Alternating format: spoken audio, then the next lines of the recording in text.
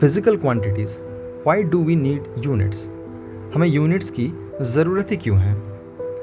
So let me start by asking you a very simple question. सबसे पहले एक बहुत ही आसान सा सवाल हम खुद ही से पूछते हैं कि मान लीजिए कि आपके किसी फ्रेंड ने कहा कि उन्होंने एक रस्सी खरीदी है जिसकी लंबाई है 20, ओके, जिसकी लंबाई है 20। अब इस स्टेटमेंट का मतलब क्या है? तो ये सुनते ही आपके दिमाग में सबसे पहला क्वेश्चन आएगा कि 20 वॉट, क्या ये 20 सेंटीमीटर की बात हो रही है, क्या 20 मीटर कह रहा है, कि 20 किलोमीटर कह रहा है, मतलब 20 से आपके दोस्त का मतलब क्या है। तो the number 20 by itself tells us nothing, सिर्फ 20 कह देने से उससे हमें कुछ समझ नहीं आ रहा। अब सोचिए एक डिफरेंट सिचुएशन, जैसे कि कोई आपसे अगर कहे कि my bike is moving at a speed of 60, कि वो बाइक चला रहा है जो कि जिसकी स्पीड है 60। अगेन आपके दिमाग में ये सुनते ही ये क्वेश्चन आएगा कि 60 वॉट, क्या ये 60 किलोमीटर पर आवर है, क्या 60 मीटर पर सेकेंड है, क्या 60 माइल्स पर आवर है, मतलब 60 क्या। तो यहाँ आप देख सकते हैं कि without a unit the numerical value has no physical meaning. Unit के बिना एक न्यूमेरिकल वैल्यू, इसकी कोई फिजिकल मीनिंग नहीं है। This simply explains Y physics requires both numbers and units.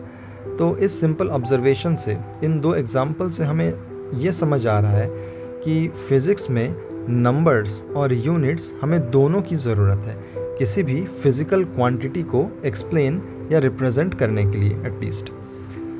तो just as every language uses words to express ideas, हर एक लैंग्वेज में वर्ड्स के द्वारा हम आइडियाज़ को एक्सप्रेस करते हैं, ठीक वैसे ही फिज़िक्स यूजेस मेजरेबल क्वांटिटीज़। तो फिज़िक्स में हम मेजरेबल क्वांटिटीज़ का यूज़ करके लॉज गवर्निंग द नेचर को एक्सप्रेस करते हैं, जैसे कि Newton's laws, Maxwell's equations, okay, the laws of thermodynamics या फिर आइंस्टाइन्स थ्योरी ऑफ रिलेटिविटी। तो every one of them is written using physical quantities. जैसे न्यूटन्स लॉ में आपको पता है कि the famous equation F equals to ma, okay. तो यहाँ पर F क्या है? फिजिकल क्वांटिटी फोर्स, m क्या है? मास, a क्या है? Acceleration. So all these are physical quantities. वैसे ही मैक्सवेल्स इक्वेशन में मैग्नेटिक फील्ड, इलेक्ट्रिक फील्ड को यूज़ किया गया है, which are again physical quantities, and so on in thermodynamics also and in Einstein's relativity theory also. तो without physical quantities it would be impossible to describe nature mathematically. So nature को अगर हमें समझना है तो हमें फिजिकल क्वांटिटीज़ को सबसे पहले समझना पड़ेगा, उसके बिना हम नेचर को नहीं समझ सकते। So what exactly is a physical quantity? Physical quantity आखिर में होती क्या है एग्जैक्टली, इसका मीनिंग क्या है? So a physical quantity is any quantity that can be measured and is use to describe the laws of physics. तो यहाँ पर ध्यान दीजिए ये टर्म मेजर्ड पे। तो फिज़िकल क्वांटिटी हर वो क्वांटिटी होती है जिसे कि हम मेजर कर पाएँ and is use to describe the laws of physics, okay. So measurement is what distinguishes a physical quantity from an ordinary idea और feeling, okay. So this is an important thing कि physical quantity वो क्वांटिटी होती है जो हम की major कर पाएँ। तो सपोज़ कि क्वालिटीज़ जैसे कि है ब्यूटी, किसी की सुंदरता, हैप्पीनेस, खुशी, या ऑनेस्टी, ओके, या लव, तो ये अनडाउटेडली क्या है, ये रियल है क्योंकि ये हम फील कर पाते हैं। बट क्या कोई ऐसा साइंटिफिक इंस्ट्रूमेंट है जिसके द्वारा हम इन सब फीलिंग्स को हम मेजर कर पाए? नहीं, ऐसी कोई साइंटिफिक इंस्ट्रूमेंट होती ही नहीं है। सो ये फीलिंग्स तो हैं but these are not physical quantities. On the other hand quantities like जैसे लेंथ हो गया, मास हो गया, टाइम हो गया, टेम्परेचर या इलेक्ट्रिक करंट या फिर फोर्स, इन सब चीज़ों को हम मेजर कर पाते हैं, okay, using appropriate instruments. So therefore these quantities are called physical quantities. क्यों? क्योंकि इन्हें हम मेजर कर पाते हैं। Now let us understand this with a simple example. एक सिंपल एग्जाम्पल के साथ हम ये समझते हैं कि सपोज़ करिए the length of a pen is 15 centimetres. एक पेन की लंबाई है 15 सेंटीमीटर्स। तो this statement has 2 parts, okay. इस स्टेटमेंट में 2 पार्ट्स हैं। एक क्या है, सबसे पहला है number 15 which tells us how much, okay, कि उस फिज़िकल क्वांटिटी का कितना, एक मैग्नीट्यूड बता रहा है, एक डायमेंशन बता रहा है उसका कि how much of that physical quantity.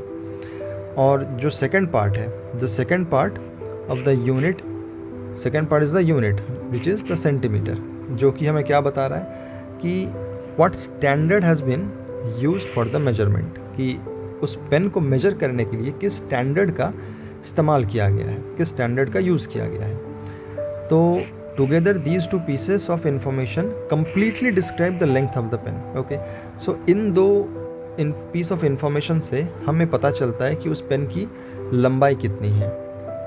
So therefore every physical quantity can be expressed as, तो इससे हम कह सकते हैं कि हर एक फिजिकल क्वांटिटी को हम कैसे एक्सप्रेस कर सकते हैं, एक numerical value multiplied by the unit, okay.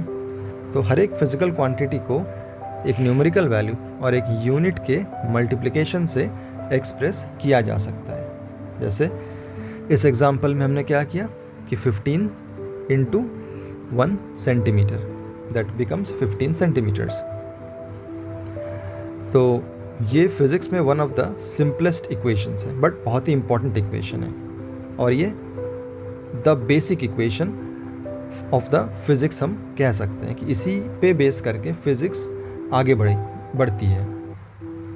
तो at this point you may wonder why we can not simply use numbers without attaching units to them, कि आप ये सोच सकते हैं कि हम सिर्फ नंबर का यूज़ क्यों नहीं करें बिना यूनिट अटैच किए। जैसे कि अगर मैं आपसे कहूँ कि स्पीड ऑफ लाइट है 3 × 10⁸, तो क्या इस स्टेटमेंट से सक्सेसफुली कुछ इन्फॉर्मेशन आपको मिल पा रही है, कुछ स्टेटमेंट से इन्फॉर्मेशन कन्वे हो पा रहा है?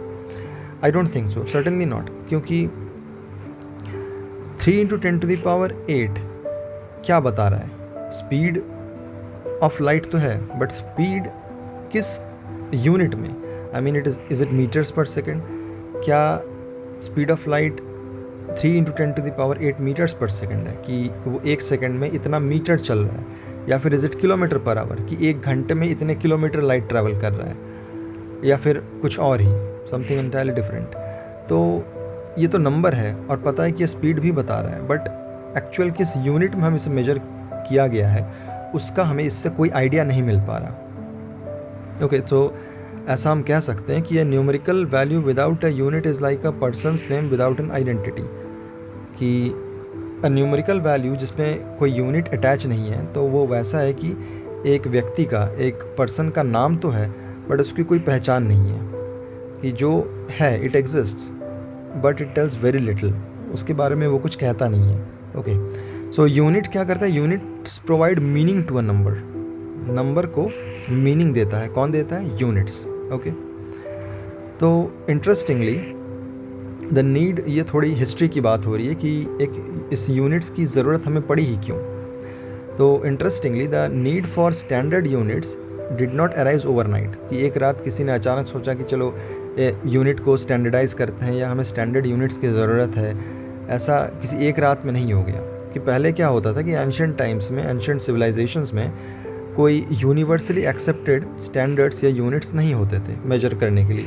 ओके, तो तब के इंसान, तब के व्यक्ति क्या करते थे कि they often measure distances using parts of the human body, कि ह्यूमन बॉडी के पार्ट्स को यूज़ करके वो लंबाई नापा करते थे, डिस्टेंसेस मेजर किया करते थे। कि जैसे लेंथ ऑफ अ फुट, किसी के पैरों की लंबाई, या the width of a palm, किसी की हथेली की चौड़ाई कितनी है उसको यूज़ कर लिया, या फिर the span of an outstretched hand.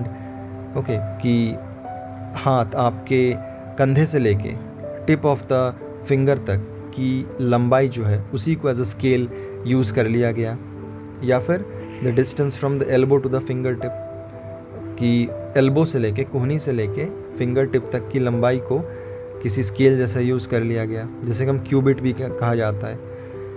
तो इन सब में ये कन्वीनियंट तो थे, ये ईजी तो थे यूज़ करना, कि आप कहीं भी अपने बॉडी पार्ट का यूज़ कर सकते हैं लेंथ मेजर करने के लिए, बट इसमें एक मेजर ड्रॉबैक था। वो ड्रॉबैक क्या था कि the size of a person's foot और hand differs from one individual to another, कि आपकी जो हाथ की लंबाई है वो आपके दोस्त की हाथ की लंबाई के बराबर में भी नहीं हो।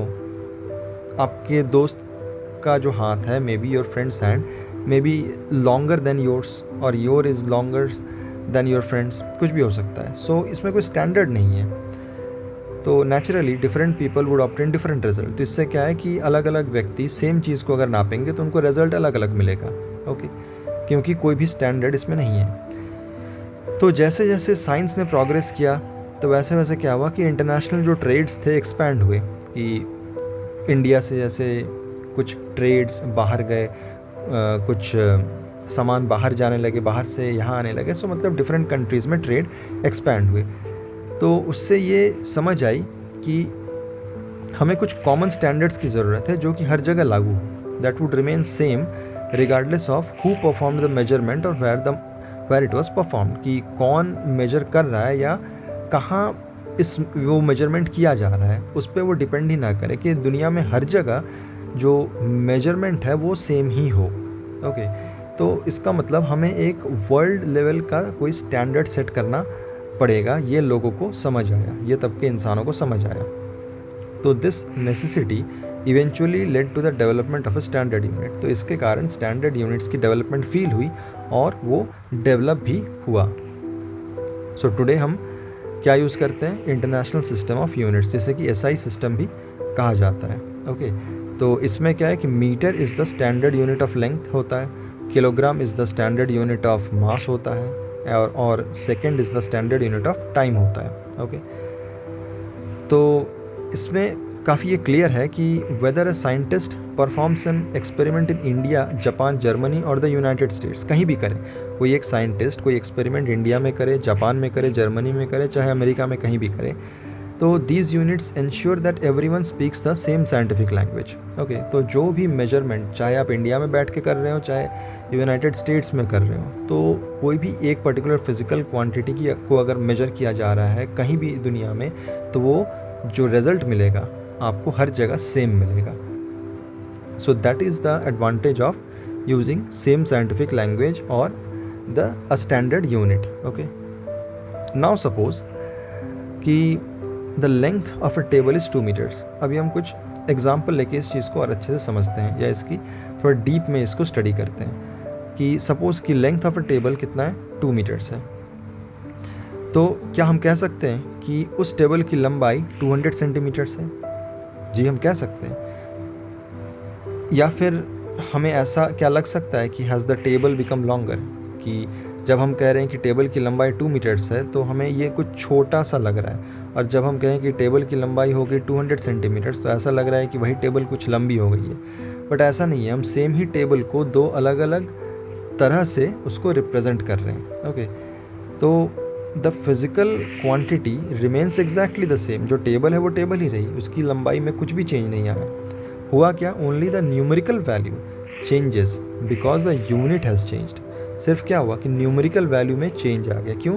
क्योंकि यूनिट में चेंज आ गया। जब हम मीटर्स हमने यूज़ किया था न्यूमेरिकल वैल्यू 2 थी, जब हमने सेंटीमीटर यूज़ किया तब न्यूमेरिकल वैल्यू 200 हो गई, 100 गुना इंक्रीज़ हो गई। क्यों? क्योंकि since 1 metre contains 100 centimetres, 1 metre में 100 सेंटीमीटर होते हैं, इसीलिए 2 मीटर में 200 सेंटीमीटर होंगे। तो using a smaller unit naturally requires a larger number और न्यूमेरिकल वैल्यू। तो अगर हम एक छोटी यूनिट यूज़ करें तो ऑटोमेटिकली जो न्यूमेरिकल वैल्यू है वो इंक्रीज़ हो जाती है। तो यहाँ पर आप एक डायग्राम के थ्रू एग्जांपल देख सकते हैं कि हमारे पास एक 2 मीटर लॉन्ग स्केल है और ये सिंगल स्केल है 2 मीटर लॉन्ग। वहीं पर अगर हमें सेम मेजरमेंट लेना है, लेकिन किससे लेना है? सेंटीमीटर स्केल से, तो हमें 200 सिंगल और 1 सेंटीमीटर स्केल को साइड बाय साइड इस टाइप से लाइन अप करके रखना पड़ेगा, तब वो जाके इक्वल होगा वो स्केल के जिसकी लंबाई है 2 मीटर। तो यहाँ पर अगर आप देखें तो लंबाई तो सेम है, बट जब हमने मीटर स्केल यूज़ किया तो वो एक ही 2 मीटर स्केल से हमने लंबाई नाप ली, वहीं जब हमने सेंटीमीटर स्केल यूज़ किया तो हमें 200 सेंटीमीटर स्केल की ज़रूरत पड़ी। तो जो फिज़िकल क्वांटिटी थी, जो टेबल था, उसकी लंबाई तो चेंज नहीं हुई, लेकिन हमारे नापने का तरीका चेंज हो गया। ओके, सो दस when the size of the unit decreases, तो साइज ऑफ द यूनिट के डिक्रीज होने से द न्यूमेरिकल वैल्यू इंक्रीजेस, जो कि इस एग्जांपल में काफ़ी क्लियर है। And when the size of the unit increases, जब size of the unit increase हुई, द न्यूमेरिकल वैल्यू डिक्रीजेस, तो न्यूमेरिकल वैल्यू क्या हुई, डिक्रीज हो गई। जैसे इस वाले केस में the physical quantity itself however never changes, तो जो फिजिकल क्वांटिटी, जो टेबल हमने मेजर किया वो तो टेबल ही रहा, उसमें कभी कोई चेंज नहीं आया।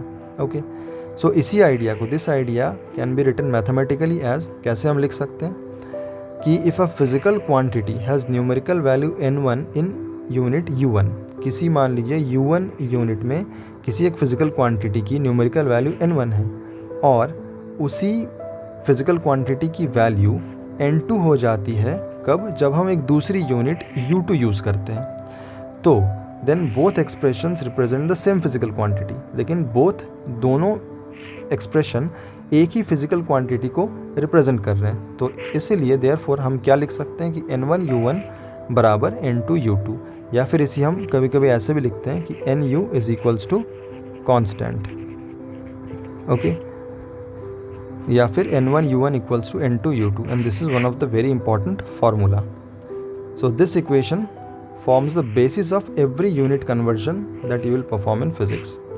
तो यूनिट कन्वर्जन आपको अगर करना है तो ये सबसे इम्पॉर्टेंट फार्मूला है, जो कि एक एग्जांपल हमने यहाँ देखा, which is 2 meters is equals to 200 centimeters. So this is a unit conversion we performed. तो जैसे हम कह सकते हैं कि अगर एक पर्सन की हाइट 180 सेंटीमीटर्स है, तो उससे हम क्या कह सकते हैं कि उस पर्सन की हाइट 1.8 मीटर्स है। जस्ट पर्सन की हाइट में कोई फ़र्क नहीं आया, जस्ट हमने दो अलग अलग यूनिट्स में उसको एक्सप्रेस किया। तो सेंटीमीटर में जब किया तो न्यूमेरिकल वैल्यू 180 हुई, और जब मीटर में किया तो न्यूमेरिकल वैल्यू 1.8 हुई। अनदर एग्जांपल देखते हैं कि एक्सेलरेशन ड्यू टू ग्रेविटी। तो एसआई यूनिट में एक्सेलरेशन ड्यू टू ग्रेविटी, जिसे हम जी से रिप्रेजेंट करते हैं, स्मॉल जी, इसकी वैल्यू होती है 9.8 मीटर्स पर सेकेंड स्क्वायर्ड। और वहीं उसे अगर हम FPS system, which is called foot pound second system, जिसमें लेंथ को हम फुट में मेजर करते हैं, वेट को और मास को पाउंड में, और टाइम को सेकेंड में, तो इस सिस्टम में जब एक्सेलरेशन ड्यू टू ग्रेविटी को अगर आप मेजर करें तो इसकी वैल्यू आती है 32 फीट्स पर सेकेंड स्क्वायर्ड। तो इसका मतलब ये तो नहीं कि ग्रेविटी एक देश में कम है और दूसरे देश में स्ट्रॉन्गर हो गई है, जी की value country to country vary हो गई डिपेंडिंग ऑन कि किस यूनिट में उसे मेजर किया जा रहा है, ऐसा तो नहीं है, सर्टेनली नॉट। ओके, क्योंकि अर्थ्स ग्रेविटेशनल फील्ड में तो कोई बदलाव नहीं आया। बदलाव किस में आया, only the unit system has changed. Okay, कि क्या जिस तरीके से हमने उसे मेजर किया वो तरीका बदल गया, तो leading to different numerical value, जिससे हमें न्यूमेरिकल वैल्यू अलग मिली। So finally let us conclude our discussion. So हमने क्या देखा इसमें कि a physical quantity is any measurable quantity used to describe the laws of nature. तो physical quantity must be measurable, ये होनी चाहिए। और every physical quantity consist of 2 essential parts. तो हर एक फिजिकल क्वांटिटी में 2 एसेंशियल पार्ट्स होते हैं। कौन कौन से, न्यूमेरिकल वैल्यू होती है और एक यूनिट होती है, और उनके रिलेशन क्या होते हैं कि physical quantity will be equal to numerical value multiplied by the unit. Okay, when the unit changes, जब आप यूनिट को चेंज करते हैं तो numerical value changes accordingly, but the physical quantity itself remain unchanged, जो कि हमने टेबल के एग्जांपल में देखा। चाहे आप 2 मीटर लिखें या फिर 200 सेंटीमीटर लिखें। ओके, तो फिजिकल क्वांटिटी में कोई चेंज नहीं आया, बट यूनिट के चेंज होने से न्यूमेरिकल वैल्यू में चेंज आ गया। तो इस प्रिंसिपल से हम एक इम्पॉर्टेंट रिलेशन में पहुंचते हैं, and that relation is n1 u1 equal to n2 u2, which is a very important relation. So I hope this concept is quite clear for you all now. So thanks for watching.